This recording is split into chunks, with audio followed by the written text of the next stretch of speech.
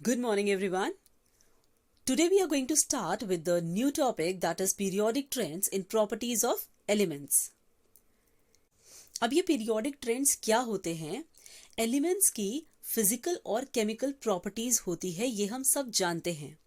अब ये जो physical properties हैं, ये periodic table में एक pattern follow करती हैं.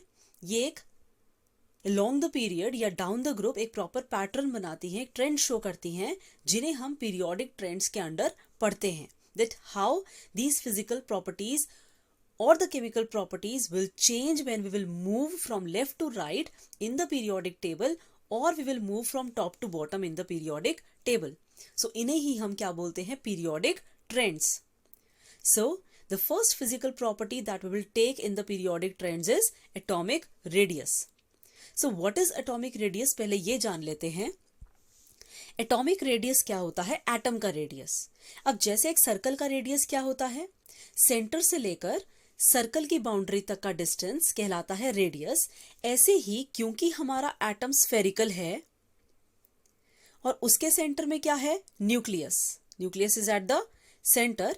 सो what we can say that the distance from the center of the nucleus to the outermost shell of the electrons in the atom of any element, this will be called atomic radius.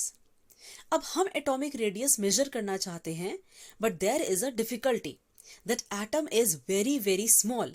Atom इतना छोटा है कि हम किसी भी normal circle या sphere की तरह उसका स्केल से या किसी और इंस्ट्रूमेंट से डायरेक्ट न्यूक्लियस का आउटरमोस्ट शेल तक का रेडियस आसानी से नहीं निकाल सकते. तो हम क्या करते हैं? We have chosen a different method to find the radius of atom. हम एटम का एटॉमिक रेडियस नहीं, हम एटम का कोवेलेंट रेडियस मेजर करते हैं. Now let us see कि ये कोवेलेंट रेडियस क्या है. अब कोवेलेंट रेडियस कोवेलेंट वर्ड से आया है और कोवेलेंट हमने कहाँ पढ़ा है? बॉन्ड्स में. दो तरह के बॉन्ड्स होते हैं, आयनिक बॉन्ड और कोवेलेंट बॉन्ड. तो कोवेलेंट बॉन्डिंग जहां आपने 10th क्लास में पढ़ा होगा, तो कोवेलेंट बॉन्डिंग का मतलब क्या होता है? जब दो एटम्स के बीच में शेयरिंग से बॉन्ड बनता है तो वो कोवेलेंट बॉन्ड्स कहलाते हैं. उसका एक बहुत कॉमन एग्जांपल है Cl2 chlorine.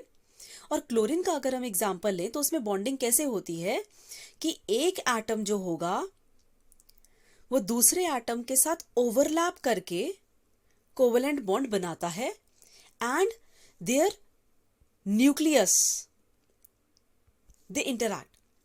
So what we say that the covalent radius is the radius which is measured by taking half of the distance, half of the internuclear distance between the two similar atoms. जैसे हमने chlorine atom लिया, this is also chlorine atom and this is also chlorine atom and इन्होंने covalent bond बनाया. अब हमने क्या करना है? हमने इसके न्यूक्लियस से न्यूक्लियस तक का डिस्टेंस मेजर करके we will half it. So this half of the distance, internuclear distance between two similar atoms of any element which are covalently bonded to each other by a single covalent bond, इसे हम क्या कहेंगे? Covalent radius. और इसको major करना आसान हो जाता है because we have the atoms, many atoms in bonded state, not in the free state. Then there are many atoms जो free state में होते हैं, लेकिन फिर भी उनका एटॉमिक रेडियस तो हम नहीं फाइंड कर सकते, हम उनका वंडर वॉल्स रेडियस फाइंड करते हैं. For example noble gases. अब नोबल गैसेस के केस में क्या होता है? Let us take the example helium और neon. The atoms are very very far away from each other. तो जब ये एटम्स दूर दूर होंगे, हम तभी इनके न्यूक्लियस का सेंटर लेके इन न्यूक्लियस के सेंटर को जोड़कर इनका जब हाफ करेंगे, so this half of the distance between their nucleus will be called the van der Waals radius. So what is van der Waals radius? Half the internuclear separation between two similar adjacent atoms belonging to the two neighboring molecules. ये जुड़े नहीं हुए हैं, they are the neighboring molecules of the same substance. They should not be different, they should be the molecules of the same substance on their closest possible approach. अब ऐसे तो ये बहुत दूर दूर हो सकते हैं, but we will measure them when they are at the closest possible approach and this is called the van der Waals radius. So there is another radius जिसके बारे में हम पढ़ सकते हैं. अभी हमने क्या पढ़ा? Atomic radius, centre of nucleus से बाहर आउटर मोस्ट शेल तक का distance, that is called atomic radius. अगर हम कोई कोवलेंट बॉन्डेड एटम्स लेते हैं, मॉलिक्यूल्स लेते हैं जैसे कि Cl2, और हम न्यूक्लियस टू न्यूक्लियस के डिस्टेंस को मेजर करके उसका हाफ कर दें, तो दैट इज कोवलेंट रेडियस.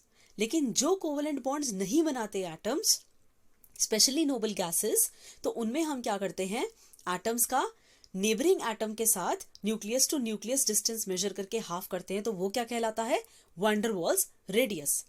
एक और रेडियस जो हमारे पास है, that is metallic radius. Now what is this metallic radius? Metals के बीच में half the distance between the nucleus of the two adjacent metal atoms in a close packed lattice of the metal is called its metallic radius. तो अगर हम metallic lattice को देखेंगे तो metals are very closely packed. So ये जब metals आपके atoms closely packed होते हैं, तो इन atoms के closest distance को हम क्या करते हैं? measure कर लेते हैं. Again we will note the closest distance and half of it will be called the metallic radius. So metallic radius generally जो होता है वो वैन डर वाल्स रेडियस और कोवेलेंट रेडियस के बीच में लाई करता है, because generally what happens, these are lying together and when we will half the distance between them, तो ये जो आपका रेडियस आएगा that will be the metallic radius and it will lie between the van der Waals radius and the covalent radius. So now we will see how the atomic radius varies along the period and down the group. So what is the trend of periodic trend of atomic radius? Let us see.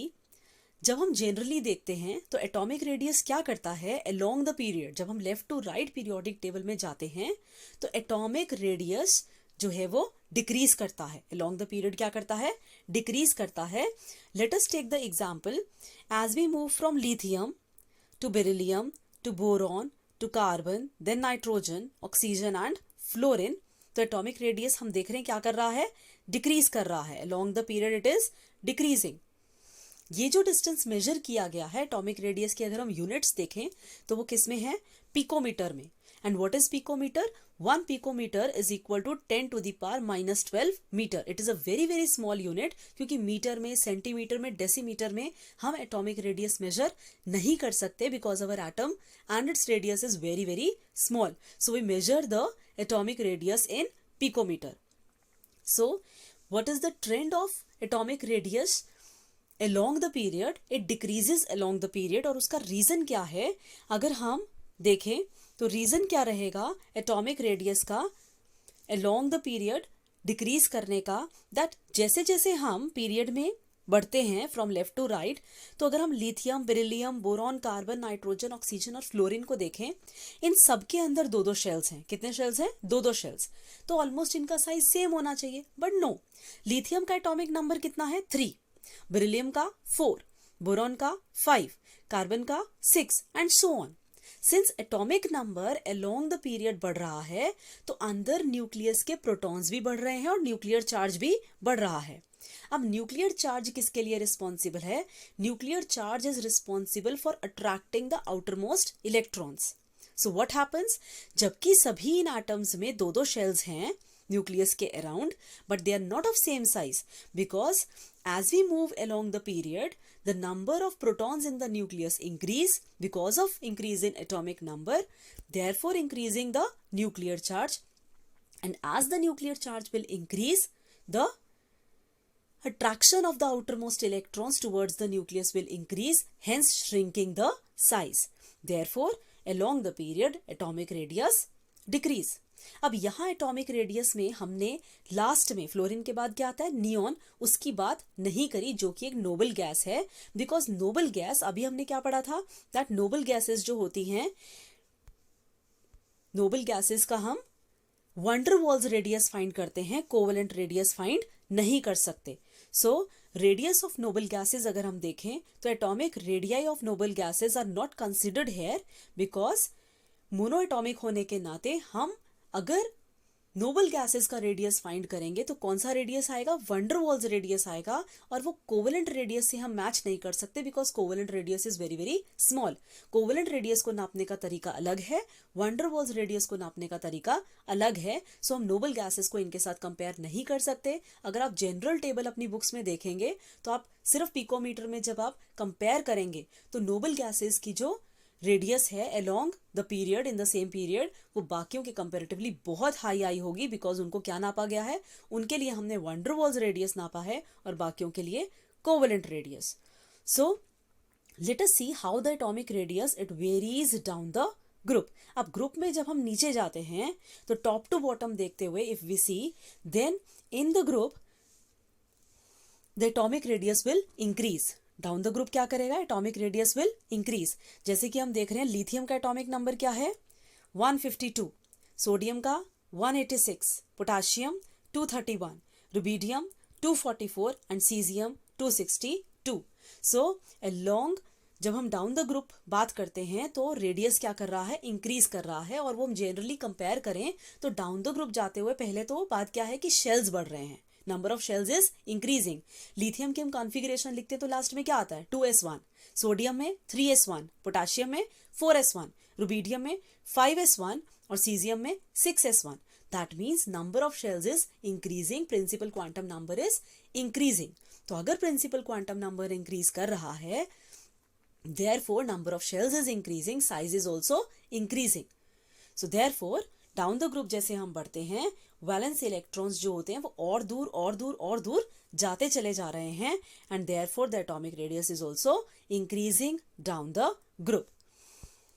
So now you have to attempt this question in your notebook that how do atomic radius vary in a period and in a group and how do you explain this variation. Fine.